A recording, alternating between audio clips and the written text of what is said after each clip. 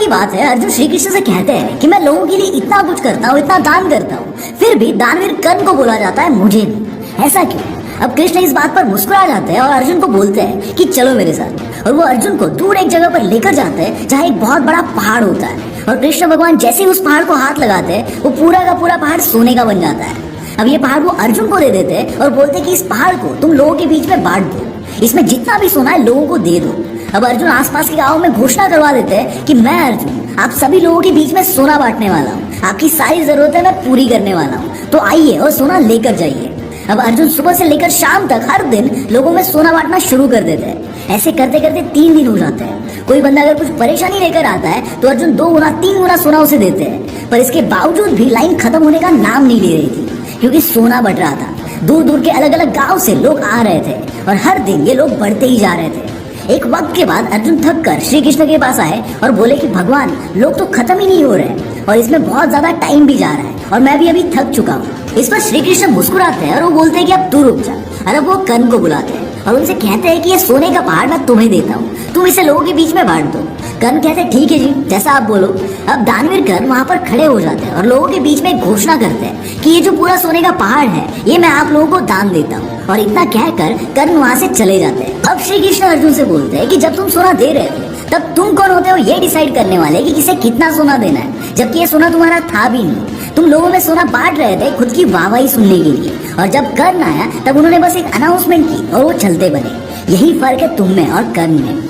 दोस्तों, ये स्टोरी बताने के पीछे का रीजन ये है कि यहाँ जो गलती अर्जुन ने की वही गलती हम हमेशा खुद के साथ भी करते हैं। यहाँ ये बात नहीं थी कि सिर्फ कर्ण ही महान थे, अर्जुन भी कोई कम नहीं थे बॉस। कर्ण महान थे दान करने में और अर्जुन महान थे युद्ध में। मतलब हर एक जन अलग अलग चीजों में माहिर था और बॉस यही चीज हमारे साथ भी होती है। ऐसा नहीं कि हम किसी से कम हैं, ना बिल्कुल नहीं। हर बंदे में कोई ना कोई खासियत जरूर होती है, तभी वो इस दुनिया में है। बस हम गलती ये करते हैं कि किसी और को देखकर खुद को जज करना शुरू कर देते हैं, खुद के कॉन्फिडेंस की माँ बहन एक कर देते हैं, ये सोच सोच के कि भाई मेरे में बहुत ज्यादा कमियां हैं। और इसमें सबसे बड़ा रोल प्ले करता है इंस्टाग्राम। यहाँ पर किसी की लाइफ देखकर हमें लगता है कि बहुत सिर्फ मेरी लाइफ झंड है, बाकी सब लाइफ में बहुत कुछ उखाड़ रहे हैं। पर हम सारा ये भूल जाते हैं कि इंस्टाग्राम पे हर कोई सिर्फ अपनी कामयाबी शेयर करता है, अपने फेलियर्स नहीं। इसलिए उस ग्लोरी को देखकर, उस चमक धमक को देखकर अपने आप को जज करना छोड़ दो। रियलिटी इंस्टाग्राम से कई अलग होती है। आप वन एंड ओनली पीस हो इस दुनिया में जिसकी कोई कॉपी नहीं है और ना ही कभी बन सकती है। भले आप अपने कॉलेज में, स्कूल में, ऑफिस में किसी बंदे को देखकर खुद को कम महसूस करते हो और हो सकता है कि उसमें वो क्वालिटीज हो जो आप में नहीं है, पर बॉस ये भी तो हो सकता है ना कि आप में जो क्वालिटीज है वो उसमें नहीं हो। मतलब ये तो ऐसा हो गया कि आप किसी मछली को जज कर रहे हो, उसे कम समझ रहे हो क्योंकि वो पेड़ पे नहीं चढ़ सकती।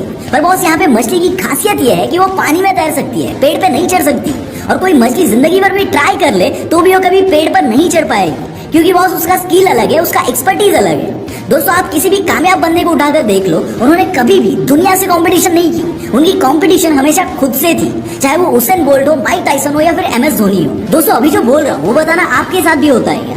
किसी आसपास के बंदे से अगर आप अपने आप को कंपेयर करते हो तो यहाँ आपकी अंदर से फटती है। अगर वो सक्सेसफुल है, आपसे ज्यादा कामयाब है, जो बाय डिफॉल्ट हमारा सेल्फ मोटिवेशन, हमारा सेल्फ कॉन्फिडेंस सब खत्म कर देता है। हम खुद पे डाउट करने लगते हैं, खुद को बहुत कमजोर महसूस करते हैं। बहुत कम लोग होते हैं जो दूसरों की कामयाबी को एज अ मोटिवेशन लेते हैं और उनके जैसा बनने की कोशिश करते हैं, बट 99% लोग डिमोटिवेट हो जाते हैं। बॉस, आप कितने भी कामयाब हो जाओ और दुनिया में कहीं भी जाओ, वहाँ कोई ना कोई तो ऐसा जरूर होगा जो आपसे ज्यादा काबिल, आपसे ज्यादा कामयाब है। इसलिए अगर कंपैरिजन करते फिरोगे ना तो लाइफ में कभी भी सेटिस्फाइड नहीं रहोगे। और फिर भी अगर कंपैरिजन करने की खुजली है ना तो बॉस तेरे कल के साथ तेरे आज को कंपेयर कर, तेरे पिछले साल को तेरे इस साल से कंपेयर कर। तू 2021 में जैसा था 2022 में उससे बेटर करने की कोशिश कर, क्योंकि सिर्फ यही कंपैरिजन तुझे ऊपर लेकर जाएगा, बाकी नीचे डुबाएगा। Till then, bye bye.